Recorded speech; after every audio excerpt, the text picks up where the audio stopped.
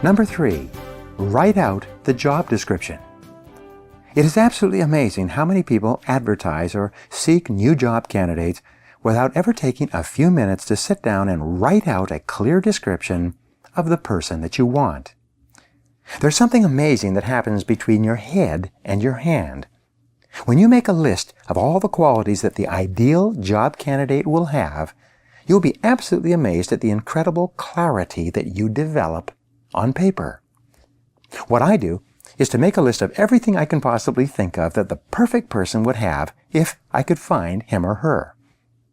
I then circulate this list to other people who will be working with the candidate. We review and massage this list and then organize it by priority. In a few minutes, we have a terrific description of the ideal person. We can then write a description of the job. Start writing the job description by standing back and thinking what the individual will be doing from the time he or she starts in the morning until the time he or she finishes in the evening. What will the candidate be expected to do? Think of the job as a production process and identify each step in the production process as a task that must be completed to a minimum standard of performance.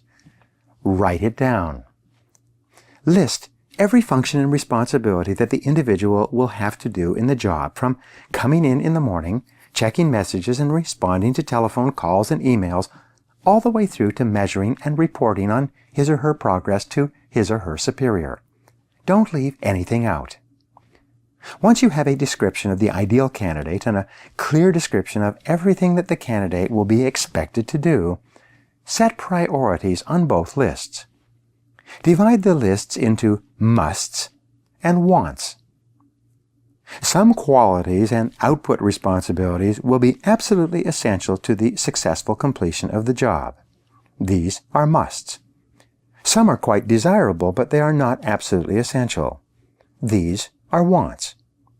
For example, in my ideal candidate, I always write down that the person lives fairly close to our offices.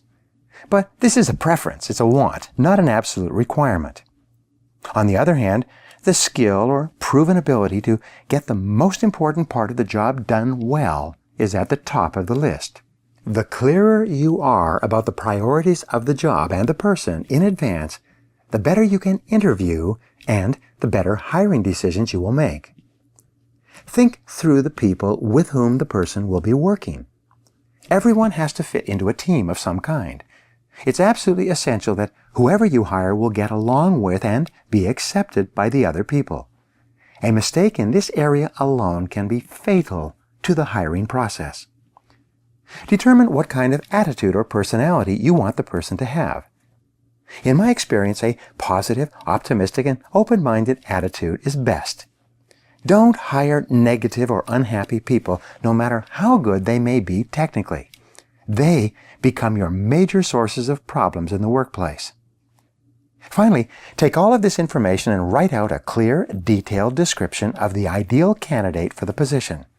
Write it out exactly as if you were going to be placing this description as an ad in a major publication and it was going to cost you several $1,000s for a single insertion.